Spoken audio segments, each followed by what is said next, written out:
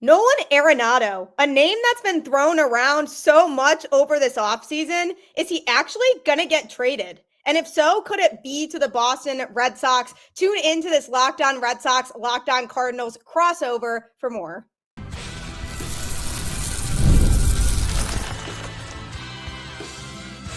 You are Locked On Red Sox, your daily Boston Red Sox podcast. Part of the Locked On Podcast Network, your team every day. Hello and welcome to this crossover episode of Locked On Red Sox and Locked On Cardinals, where we here are wishing we both were at spring training as we speak, because the weather looks absolutely beautiful down there, nice and sunny, while I am looking at snow outside my house currently. So if you are in New England, you can 100% relate to me in that regard. So I am here with JD Haffer, host of Locked On Cardinals, where we're going to talk about a lot of different things related to the Red Sox, Nolan Arenado, Chaim Bloom, lots of buzz going on this offseason. JD, how are you doing today? I'm in the same boat you are, Gabby. Looking out my window, we got snow, we got cold. It's miserable, and I'm seeing a lot of other media members that I'm sure you're familiar with too. They're all down there enjoying the sun of spring training, and it's annoying. It's annoying that we have to be the tough people still in the cities where our teams actually play. But it is what it is, and I'm excited to finally get a chance to talk with you about what's going on between our two teams, who apparently are just flirting with each other right now when it comes to trades. Yeah, it's always interesting because you look at the recent history between the Red Sox and the Cardinals, and there's definitely some connections there, of course, with the obvious them facing each other twice in the World Series in the 2000s here, which is something that I want to touch on a little bit later here. But do we have to, Gabby, go talk about those? I mean, they didn't work out so well for my side. Of course, we have to talk about those because all of my listeners would love to relive those experiences. But when it comes to these two teams right now, there's been a lot of talk surrounding Nolan Arenado, whether he, first of all, is going to be traded out of St. Louis. And if so, where's he going to go? And the Red Sox have been one of those teams that have been highly in conversation because they are in need of an infielder right now and a right-handed bat. So in your just experience with covering this team and thinking about the Cardinals going into the 2025 season, do you think it's a pretty definitive statement that he's going to be getting traded? Well, our president of baseball operations, John Mozeliak, has repeatedly said that is the number one priority. He even had the statement where he was like, trading Nolan Arenado is our number one priority, our number two priority, and our number three priority. He did that at what we call the winter warm-up, where, the fans and the players and the team get together. And it's something that has just dragged on throughout this entire offseason. And it feels like it's almost to the point of no return, so the whole point of this offseason is to get rid of this guy, right? And then so far it hasn't happened. And here we are a week away from the position players reporting, and he's still on this team. There's been a lot of factors as to why he hasn't been moved yet. They did have a deal in place with the Houston Astros, but Nolan Arenado's got a no trade clause, and he vetoed that. We don't have an exact reason why he said no to that. We assume that it was more because there were other places that he was more interested in playing in. He had given a list to the Cardinals saying, this is the cities and teams that I'd be interested in actually playing for. And it's been an interesting situation because it's where nobody's mad at each other. It's not like Nolan's upset with the Cardinals. The Cardinals are like, oh my gosh, you're a terrible person. Let's get you out of town. Everybody's very much happy with each other. They just understand the business side of it, that, the Cardinals are going in this direction right now. There's not a guarantee that they're going to be playing for a championship. At least they're not planning on it in the near future, where, Arenado's at the point of his career where I'd like to get a ring. I'd like to go play somewhere that I have a legit chance to win a championship. And the Boston Red Sox are one of those teams that has popped up that it seems like it makes a lot of sense for Nolan Arenado. You know, it's he obviously he wanted to come to St. Louis when he left Colorado and got traded. He wanted to be in St. Louis because of tradition, and he's very much just a baseball nerd about that kind of stuff. You know, he wanted to be somewhere that, you know, wants to win, is trying to do everything they can to win. And for the first few years with the Cardinals, yeah, that was what was going on. Things have changed, and the Red Sox are a team that is on the rise, and you know, obviously great farm system, and they've got some good pieces in place, and are on the rise, trying to compete for a championship. So it would make a lot of sense that would be a spot that Nolan Arenado would want to go. You know, obviously tradition-wise, the Red Sox top tier as well. So it's a nice fit. Like if there was a place we were talking about places Nolan Arenado would want to go this offseason. Obviously, the Dodgers were a place because he's from the LA area, and that made sense. But LA's, you know, too busy signing everybody else in the world, so it didn't to bring him in. Although their name has still been floating around. Okay, maybe we're still having discussions. But the Yankees have been brought up as a team that made sense because they don't exactly have a legit third baseman. With Boston, what made this interesting is because you do have a superstar third baseman. He just has a problem on the defensive side of things. You know, Rafael Devers is as good a hitter as you'll find in the league. Defensively, it's been a little tough for him since he's been in the major leagues. Nolan Arenado, if there's one thing he still does at an elite level, that would be play the position of third base. And you can see why there would be some mutual interest there. Yeah, 100%. And one thing that Alex Cora did bring up this offseason was that the defense needs to improve because the Red Sox infield defense was one of the worst in the league in 2024, and they lost lots of games due to errors that they made in the infield. And Devers, unfortunately, was a big part of that. And like you said, you know, he has one of the best bats in the league. And for sure, offensively, he's going to bring that type of productivity. But it almost makes you wonder, you know, would he be best if he was only hitting? And he was more of a regular designated hitter.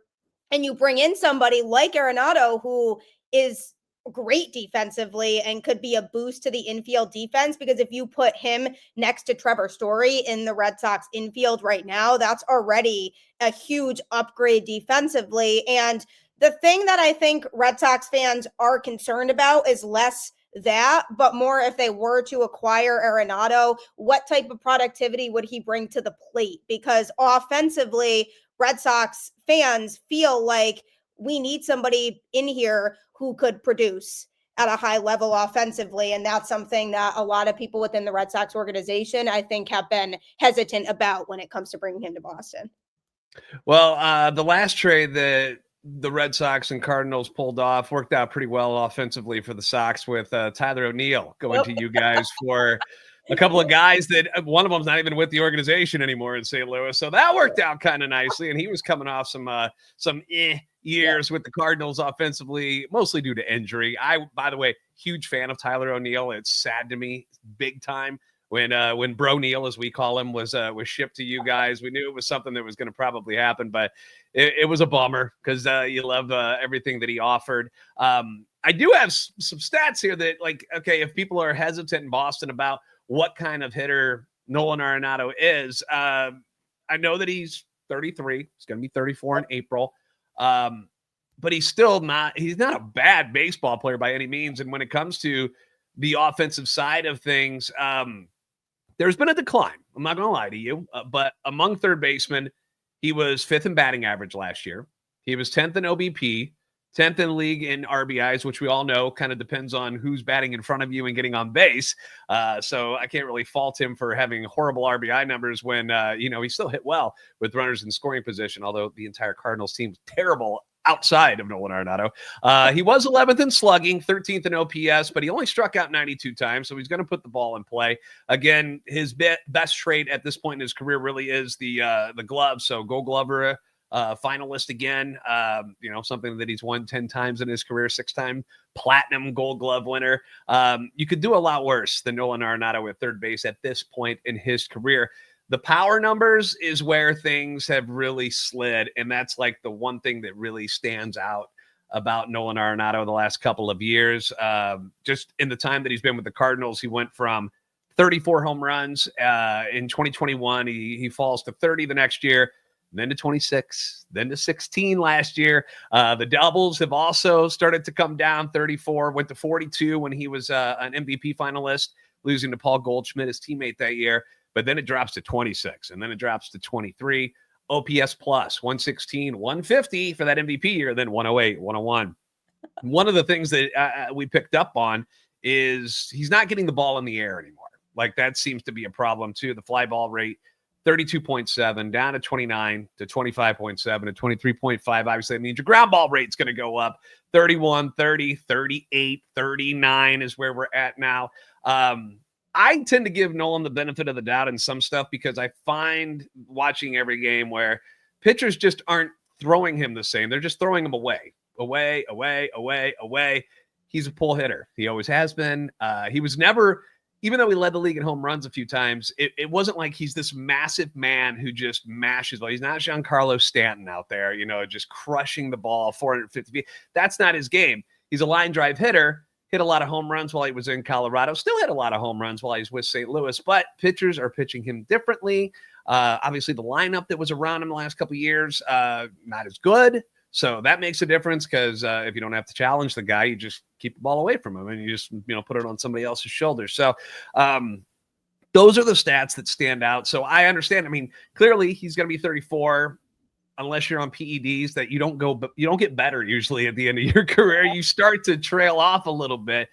But I feel like, at least on my side of things as Cardinals fans and stuff, where I think we underappreciate how good Nolan actually still is, that he is not some bottom of the barrel third baseman. He's not a scrub or anything like that. He's just not hitting with as much power as he used to, but he can still help you win in a lot of different ways. And the Cardinals are not going to be as good if they trade him. Okay. I'll put that out there. I don't care who you're bringing, what young guy, Nolan Gorman, whoever it is, they're not going to be a better team without Nolan Arenado. So I would think the Boston Red Sox, teaming him back up with his boy Trevor Story, got the whole Rockies left side of the infield there for you guys, teaming him up there and putting him in a place where the lineup is much better. The ballpark certainly is, we would think, would help a little bit. I mean, it helped Tyler O'Neill. He looked better there. It's a better hitter's ballpark than it is at Busch Stadium in St. Louis. So you would think his numbers would go better. And let's be honest, a change of scenery might do him some good and rejuvenate what has basically been a Hall of Fame career until like the last year, where you're just kind of like, well, he's not quite as good. But I feel like it would help Boston, to be honest with you. So if I was a Red Sox fan, I would kind of be excited to have something like that. Now, do you want him over Alex Bregman? Would you rather pay what Alex Bregman's asking for, or do you want to still pay what Nolan Arenado has to make? That's a question financial wise that you'd have to answer. Yeah, and I think that's another big thing that has been talked about this offseason with the Red Sox is there's no question that they need to add somebody to the lineup, and preferably it should be a veteran, which is another thing I think that is being overlooked a little bit here, is the fact that, yes, Arenado is on the older side, but with a young lineup that the Red Sox have right now, bringing in that veteran presence that he could bring could help the team tremendously with the growth process of some of the younger guys on this team, and that's something that I think isn't really being talked about as much. So whether you bring in him or you bring in Bregman, you get that veteran presence among a lot of young players on this roster. And when it comes to the Red Sox lately, they've been hesitant when it comes to spending a lot of free agent money over the last few seasons. So it really does make me feel like they would lean more towards a trade for Arenado than wanting to pay Bregman, especially because it seems like he wants 5 or 6 years as of right now. And the Red Sox have made it clear they don't want to go that long. So unless he's willing to take a shorter term deal, I think that they would lean towards trading for Arenado. My sense around the Red Sox right now is that they are waiting on Bregman to see what he decides. And if they do miss out on Bregman, then they would execute this trade, or at least put it in action sooner. And I think that could be part of the reason why he hasn't been traded yet, is because similar to the Red Sox, there could be other teams in the mix there too that are waiting on Bregman to see what he decides. And then I think we see Arenado moved at that point.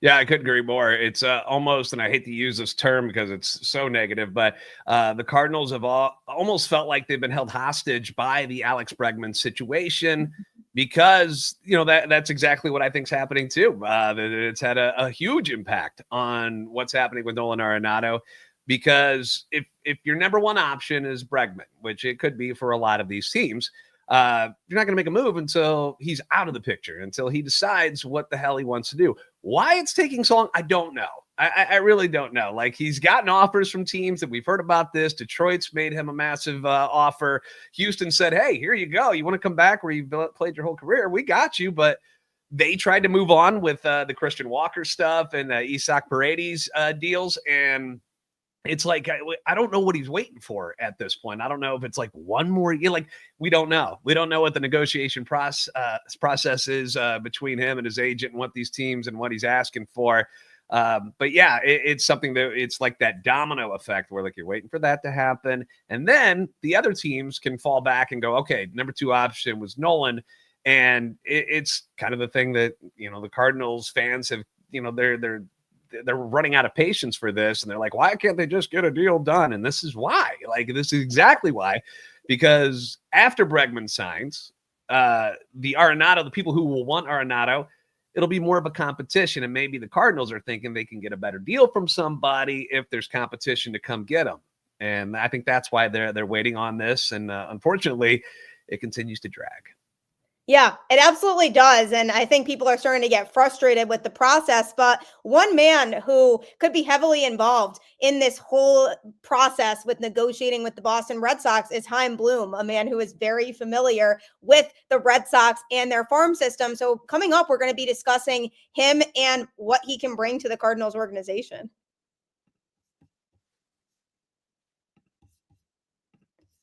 Looking for a snack that's both delicious and nutritious? Crack into a good source of protein with Wonderful Pistachios. Wonderful Pistachios is one of the highest protein nuts. Each 1 ounce serving has 6 grams of protein, giving you over 10% of your daily value. Plus, they're packed with fiber and better for you unsaturated fats to help keep you feeling fuller longer. Personally, I love the no shells variety. It's the perfect grab and go snack for busy days. Whether I'm snacking at my desk, on a road trip, or just need a quick protein boost, they're always my go-to. And if you love cracking open every shell for that satisfying crunch, the in-shell options are a classic favorite. Get snackin' and get crackin' with the snack that packs a protein punch. Visit wonderfulpistachios.com to learn more. My mom is a huge fan of pistachios, so she has been eating these forever. So you will definitely not be disappointed with them either. So I am here with JD Haffern, host of Locked On Cardinals, talking all things Nolan Arenado and why hasn't he been traded yet? Where will he be traded to? Boston Red Sox certainly are a team that's heavily in the mix for that because he does fill a couple areas of need on the Red Sox roster right now. And somebody who is involved with the Cardinals organization that used to be involved with the Red Sox organization is a man named Chaim Bloom, who is very familiar with the Red Sox farm system because he personally built a lot of that farm system. So he's somebody who has a leg up in these negotiations with the Red Sox in particular because he's very good at identifying young talent. And the Red Sox really would not be where they're at right now in terms of their top prospects that they have coming up very likely in the near future to be part of the major league roster without Chaim Bloom. He helped acquire a lot of those players. They don't get to make a trade for Garrett Crochet if they don't have some of these prospects that Bloom brought in. So now he's with the Cardinals organization, and he's somebody who, if the Red Sox were to talk about a Nolan Arenado trade, could get some really good young pieces back to St. Louis. So JD, what are your thoughts on that? Do you have faith that Chaim Bloom could be a guy who could help heavily influence this trade so that it works in the Cardinals' favor if they were to send Arenado to Boston? God, I hope so, because our guy, John Mozeliak, has not had a whole lot of luck the last couple of years when it came to trades. And I feel bad for him in a way, which is probably going to upset Cardinal fans, because most of his tenure, he's been awesome at acquiring good talent, and it's only been in the last couple of years that things have really gone sour with his ability to make solid trades that have improved the organization. Instead, you're seeing guys like Tyler O'Neill go to the Red Sox for, a bag of baseballs. They didn't get much in return on that one. You're seeing, Cy Young winner Sandy Alcantara and Diamondbacks superstar pitcher Zach Gallen going to other teams and not getting what you thought you were getting in return. And that was a trade for Ozuna, and that's, a few years ago and whatnot. But a lot of the deals, Adolis Garcia goes on to be a superstar with the Rangers during their run to the World Series championship. Randy Arozarena was a guy who was a superstar for the Tampa Bay Rays, now with Seattle. But these are names that were all in the Cardinals organization, and there's not a lot to show for the return from what you got in deals for those guys. And it's really put a damper on what Mozeliak's career here with the St. Louis Cardinals has been, because he's been here for like 25 years and they've done a whole lot of winning. And they were one of those organizations that teams pattern themselves after. Gosh, I wish we could win like the Cardinals and be consistent like the Cardinals. And it's just the last couple of years have been so bad that it's really tainted what I think is going to end up being a St. Louis Cardinals Hall of Fame career. Like at the end, Mo's going to get this red jacket that we give out to our Hall of Famers. And I'm curious because everybody boos him right now when they show him and when he's doing interviews and stuff. Like they hate his guts right now. And I feel bad for the guy because he's done a lot of good for the city and for the team. And it's just the last couple of years, it's what have you done for me lately type of world. And lately things have not been so good. So people are excited about the future with Chaim Bloom because of exactly what you mentioned, that he came in, he did very well with obviously with the Rays in his time there, building their minor league system. Goes to Boston. Unfortunately, he has to trade away Mookie Betts right when he gets there, which was, shame on the Red Sox for setting him up that way. We're like, okay, first thing we're going to need you to do is get rid of our best player. Okay, just don't worry about it. Just do that. And then everything's going to be fine. And of course, it doesn't go well. And he doesn't get much in return. And it's a terrible trade for Boston, right? And so everybody gets mad at him and get him out of here. He's got to know what the hell he's doing. And then you see what he's done for your minor league system now. And now you've got the best one, like top rated one in all of baseball now. And Chaim Bloom helped build that. And that is what Cardinal fans and the organization are hoping he can do in St. Louis. Again, it's going to take some time. It's not like he can just boom and it's going to be like this next year. Like it's going to take some time, but he's a guy that they believe will put them in a better position moving forward.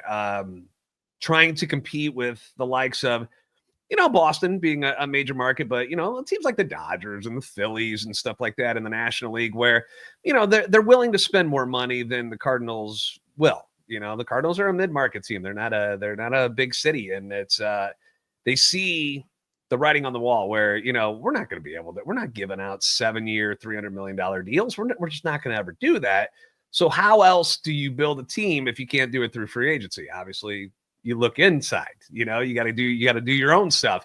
And the Cardinals had fallen behind the rest of the league, very far behind, to be honest with you, when it came to having the proper instruction and having the up-to-date type of equipment and stuff. Like it was like, caveman era when it came to what they were offering. And you would hear this when other guys would come in from other organizations, like, you guys don't have this yet. You don't have this. You don't have that. And it became apparent. And Chaim Bloom was part of that process too, where they brought him in as a consultant just to kind of, hey, can you take a look at our stuff? Take a look under the hood real quick for us. What do you think? And he was like, ooh, this is awful. What? Why do you have this in here still? And so it's going to take time, but that is how the Cardinals are planning to compete in the future, where instead of spending the money that it'll cost to nab a guy like a Trey Turner or something like that in free agency, we're going to build our own Trey Turner. We're going to do that. And that's how we plan to compete moving forward without letting the salaries get a little too out of control as far as like what the Cardinals are willing to spend. So we are very excited about Chaim Bloom. What is the feeling about him in Boston still? Like when they look back on his time, do they still look at it as being a mess the way it seemed like when he left? Or is everybody kind of like, I guess he did all right? Yeah, the biggest thing with Bloom was that there was so much controversy among Red Sox fans surrounding how good of a job he was actually doing, because you had the half of the fan base that was like, he's too prospect protective. He's never going to make a move that is going to help the current major league team because he's too focused on prospects. Then you had the other half of the fan base that would say he's doing a great job because we need these prospects, because when the Red Sox won the World Series in 2018, they basically had no farm system after that. So they needed to kind of pick up those pieces. So it really depended at that time on who you asked and what their view on it was. Because the biggest thing I will say about Bloom is he's not going to be the guy that's going to go out and make your major league roster a World Series contender next year. That's just not how he operates. And he really is a big kind of behind the scenes guy, doesn't really say a lot publicly about what he's working on or the types of moves that he wants to make. So that lack of transparency was a little frustrating for us, because we never really knew if he was trying to make moves to improve the major league team or if he was more focused on the farm system, because he didn't really say. Whereas now they have a guy in Craig Breslow who's a little bit more direct in terms of what direction he wants to go in, and coming out and saying, you know, our goal is to win the division. This is what we're going to do. So I think that path's a little bit more clear. And when it comes to Bloom now, and people are looking back on his tenure, I think a lot of people's views changed after the Red Sox were able to acquire Garrett Crochet and learned that a lot of other teams that were in the mix for him couldn't put together the type of package that the Red Sox could. And then people came to this realization of, oh, we have this package that we could put together because we had Bloom here who got us those types of pieces. So he's more of a long-term type of effect guy. You won't see what he's really doing for the organization immediately, but if you give it like a year or two, you'll start to see your farm system escalate on the chart of talented prospects and having the most talent that could come up and be major league ready. He's definitely very good at identifying that talent at the younger levels for guys who are in the minors. I just worry a little bit about, does he have that ability when the team is ready to compete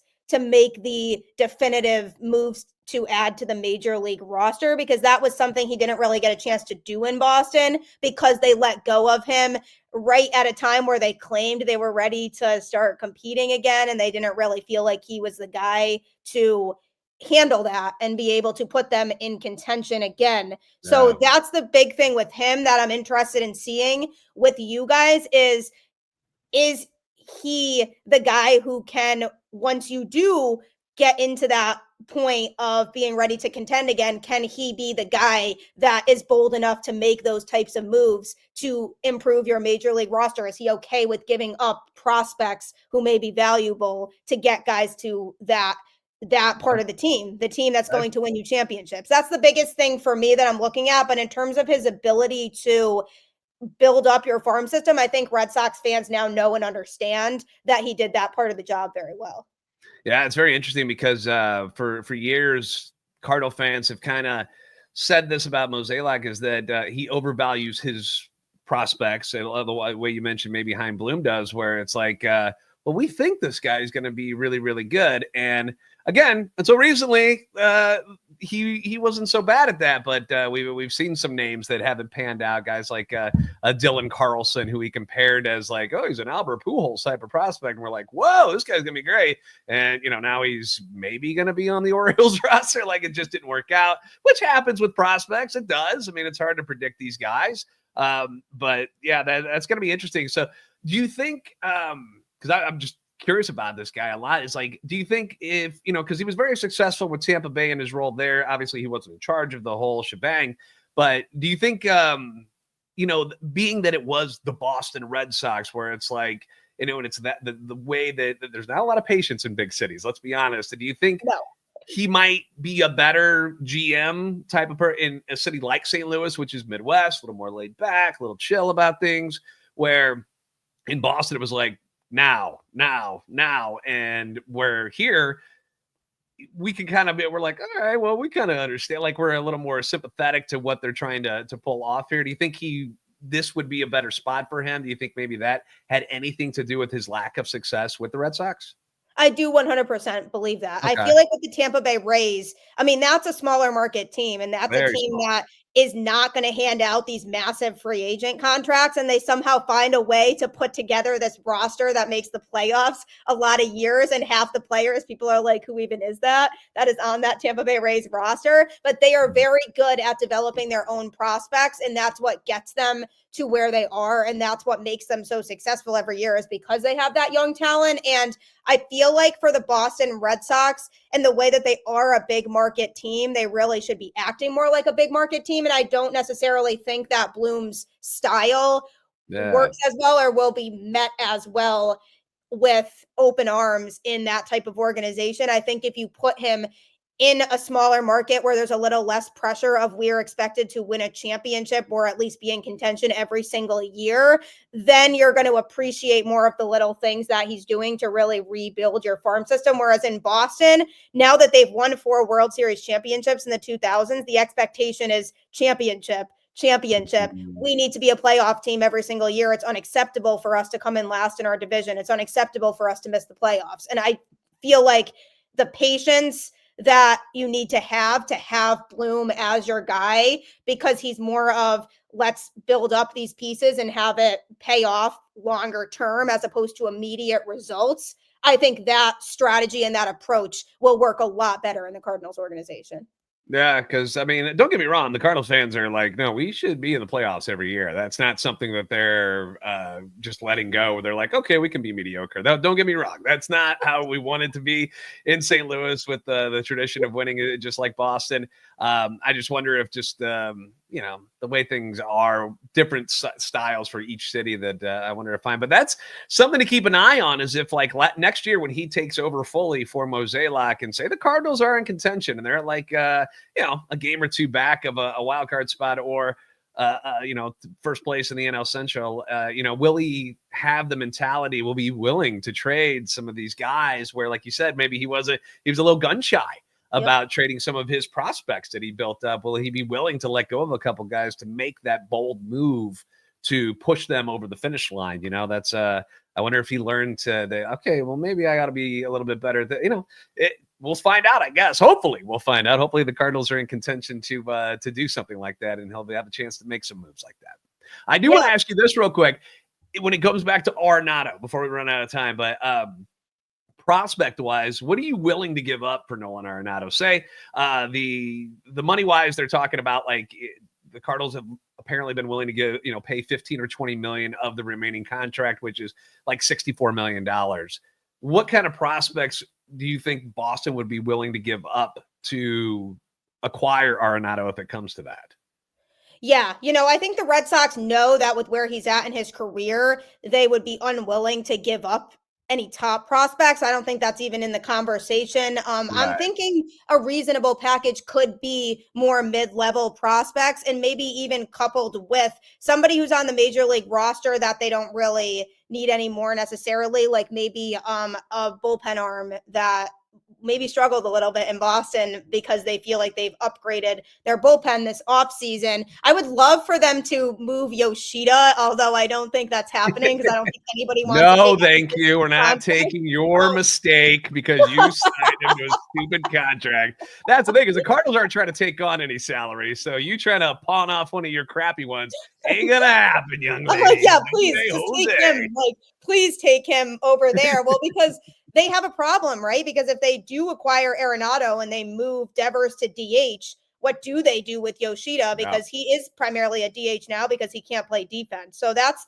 the interesting thing with this, is I think if they target prospects that are mid-level prospects within the Red Sox organization, because the thing about the Red Sox mid-level prospects are their mid-level prospects are still talented because of how deep their farm system is. So I think in that regard, we could give up a couple of those mid-level guys who may be better than some other teams' mid-level guys and still be able to feel like our farm system is in good shape and the Cardinals are getting some good talent in return. All right, so let me mark it. So okay, no Roman Anthony. You're saying I can't. Correct. I cannot have him. Okay, he's off limits. We'll cross Christian him Campbell, off the list. Limits. Marcelo Meyer off limits. Yeah, I think fans of St. Louis are realistic to what they're going to get in return. Obviously, it's not, this is more of again, it's a money thing. It's not because Nolan Arenado sucks. It's a money thing that they're looking at here, and they're just trying to do that to move him on so that they can move some of the younger guys who aren't making as much money, but still have a higher ceiling, trying to get them more at bats and stuff, considering it's a transition year. And this is not like one of those years where like, we're going all in and we're trying to win a World Series. We're trying to compete, but we're not, the expectations aren't World Series this year, which is something very rare for the Cardinals. But all right. Yeah, it's not really for us either. It should be, but I don't really see it realistically happening. I mean, again, the Red Sox and Cardinals have faced each other twice in the World Series in the 2000s. We both know how those worked out. So maybe at some point, I don't know. I don't know what you're talking about, Gabby. No idea. I forget those years. How did those end up anyway? That not good for us, I guess. Maybe you should ask some of the Red Sox listeners listening to this how that turned out. But maybe we'll get another Red Sox. Who pitches to David Ortiz over and over and over? Who does that? Gosh, that was so annoying. I know that 2004 season year, that Cardinals team was awesome. So much better than the Boston team. Like, it just annoyed me. Might be the greatest Cardinal team not to win a World Series that year when they had all those guys. Like, that was nuts. That team was ridiculous. I've never been more disappointed in a team. And then the year where Ortiz hit like 900 in the series, that's your fault, St. Louis. Like, whoever told you to just keep throwing to this guy is ridiculous and stupid, and I hope he's no longer with this franchise. No, I mean, I love David Ortiz, my favorite Red Sox player ever. I mean, that whole run from in that 2004 season was just so special from, the Red Sox just catching fire at the right time. I still don't know how they won it all. And the 2013 team just had no business being in the World Series, the Red Sox that year. But, you have David Ortiz on the team, you have a shot. And that's what we all learned. So, yeah, well, I mean, we feel you, man, because that 2011 year, the Cardinals barely sneak into the playoffs. The Braves have that 10-game collapse. And then we have these miracle home runs from David Freese. And like, that team had no business, not even close to being the best team in baseball that year. But like you said, Boston got hot that year at the right time. And so did the Cardinals. And that's how it worked out. Unfortunately, I feel like that's how some of these teams are trying to build their franchise. Well, let's just get in and see what happens instead of trying to, dominate, which is very upsetting to fans to hear that. But the proof is in the pudding, man. It's worked before. So it's just tough reality for some of the fans who are like, go get everybody be like the Dodgers. What is this? And it's not feasible. It's not the way it's going to work out. No, yeah, it's so true. But maybe we'll get the Red Sox Cardinals World Series again another time here in the next few years, because obviously that tends to work out in our favor. So I would like to hopefully see that happen. But this was so much fun. Thanks for hopping on here with me. You can follow both Locked On Red Sox and Locked On Cardinals on any podcast platform. We are here Monday through Friday covering all things now with spring training and opening day approaching. So be sure to hit that subscribe button on both of these shows. Everyone, take care as always. And last thing I, of course, have to add is go Red Sox.